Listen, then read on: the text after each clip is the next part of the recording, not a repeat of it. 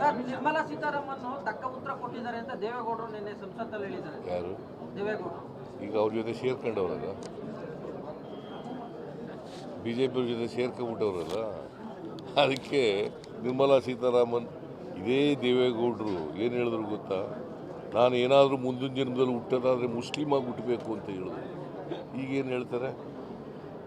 ಹಾಂ ಹೇಳಪ್ಪ, ನಾವು ಇವೆಲ್ಲ ಹೇಳಕ್ಕೆ ಹೋಗಬಾರ್ದು.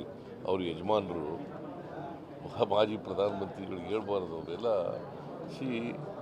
ಇವೆಲ್ಲ ನೋಡಿ, ಅವ್ರ ಅಲಯನ್ಸ್ ಜೊತೆ ಆಗಿದ್ದೀವಿ ಅಂಥೇಳಿ ಅವ್ರು ಮಾಡಿದ ಅನ್ಯಾಯನೆಲ್ಲ ಸರಿ ಅಂತ ಹೇಳಕ್ಕೆ ಹೋಗ್ಬಾರ್ದು.